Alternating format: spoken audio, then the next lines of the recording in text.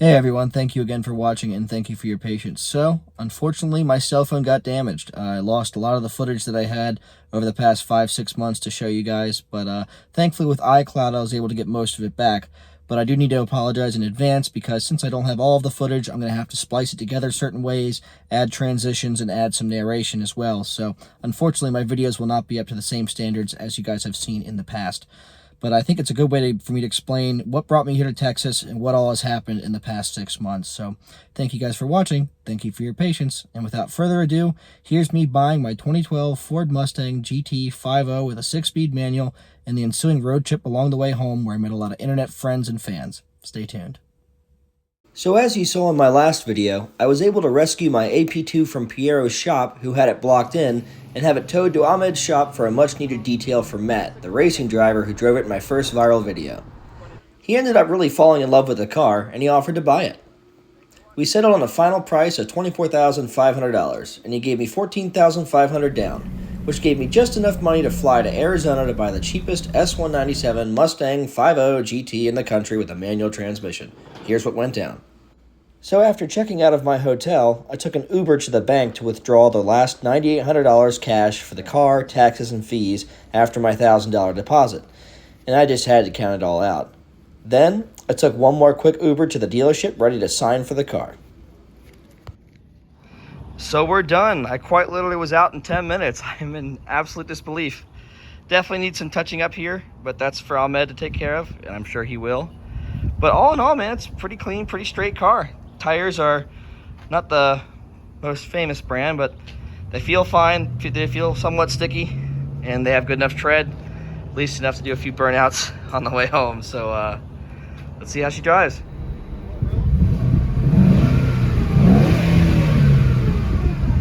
Oh yeah. So first stop after the dealership was to visit my buddy Sean just down the road in Phoenix. He's a big JDM Honda guy, and his Mugendale Soul build is just phenomenal. He really made this thing perfect without sparing any expense or any details, and it's definitely one of my favorite Honda builds I've ever seen. He even showed me his D-Series VTEC swapped Honda Beat project, but unfortunately I lost the video footage. He fabbed the entire subframe himself, and I was very impressed with his work. I hope to see a lot more D-Series swaps in the future.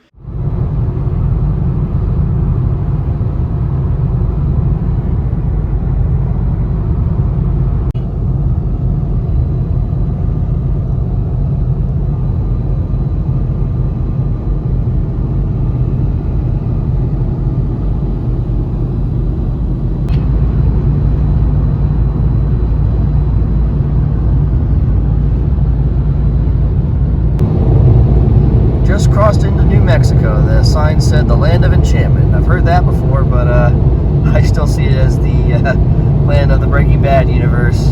But you know, to each their own.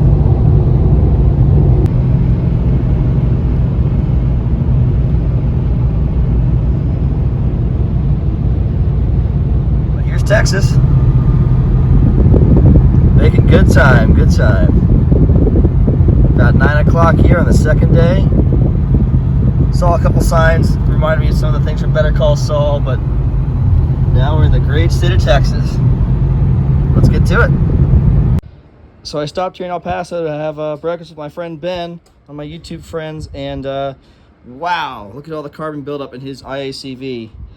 He told me it needs a map whack. I checked the IACV to be safe. I've done a video on this before. It is just gushing out black carbon soot and also these solid chunks. So good thing we both have some time with me coming in town. It worked out pretty well. So Ben is a true car enthusiast in every sense of the word, and he comes from a big Honda family too. And that's Ben's dad as they're working on his Integra in his driveway, and he's owned several other Hondas before buying his S2000, which is what led us to meet each other on the S2000 Facebook groups. Here we are. Figured since I'm in town, in El Paso, might as well go to the other side. Let's make the most out of it. Cheap tacos, here we come. Unfortunately, again, I lost most of the footage from this part of the trip, but I crossed into Ciudad Juarez to try their best rated restaurant, and it was delicious. Then I went to the town square to do some shopping, and I was able to buy my cousin a nice bottle of tequila as a wedding present. After leaving Mexico, I was really surprised to see the landscape start to change so much. The hills and plateaus were nice like back in Arizona, but everything was definitely starting to get more green and less dry. Pretty amazing how much can change inside of just one state. Next stop, Marble Falls, Texas. Why is my hotel room wet? I just got in here, what the hell? Just buy my new car and look. Already a hit and run. Are you kidding me? Look at that. This is absurd. Why do I have such evil luck? Seriously, look. This one backed right into me pulling out of this spot here. What a joke. Wow. So I'm finally at Coco's Corner. This is the stop for hitting Lime Creek Road. We're in Cedar Park, Texas. Some of the neighborhoods I'm hoping to buy or buy a home in are over there, but this is usually the meetup place. It's midweek, it's a morning, so I know people aren't here to go for a group drive today, but figured I'd get some of the good stuff and give you guys a trial run. First time in the Mustang, probably 4th or 5th time ever, so let's see how it goes. Oh man, it's happening. The Lime Creek Road after 5 o'clock. Sure enough, it's my kind of crowd with the Mustang. Whoa, sorry. Let's do this. Lime Creek Road, Coco's Corner. When I got to my motel, I noticed there were a lot of police cars outside. And later that night, officers told me I had to leave my room as they were about to raid the room next door. Here's what went down. Keep going. Keep going. Keep going. And stop. Go down to your knees. It was hard to sleep that night since police were still searching the room, so I decided to drive to Beaumont, Texas early that morning to make up on time. But unfortunately, I pushed myself a bit too hard. So there you have it. I made it all the way to Beaumont, Texas, planning to go drive up to Georgia, see my cousins, potentially go see my crazy uncle, crackhead Uncle Harry in Tennessee, and then make my way to North Carolina to go to Tail of the Dragon and potentially meet up with some other YouTube viewers and friends there. But as you see, I tested positive. So because I had COVID and already had to miss my cousin's wedding, I decided to stay in Beaumont at a cheap motel and wait to recover. Then, I figured I'd see my friend Corey in Mobile, Alabama, and drop off my cousin's wedding gift at his house in Orlando before driving back to Maryland or taking the auto train. It took me about 6 days to fully recover from COVID, and I bought some snacks for my time in the hotel, and when I woke up, this picture of Terry Crews really freaked me out. But once I got back to driving, seeing the landscape start to change again was definitely cool to see.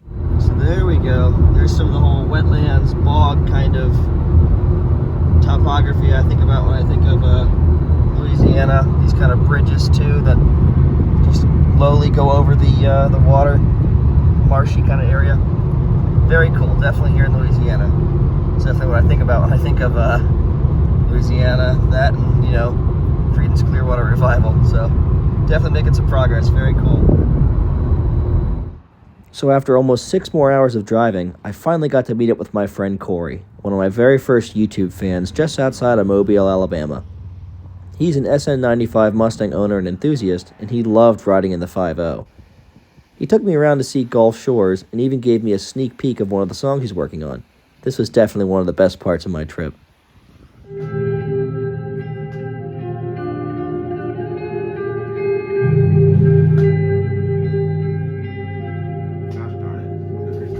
Oh man, I keep missing it. I just crossed into Florida.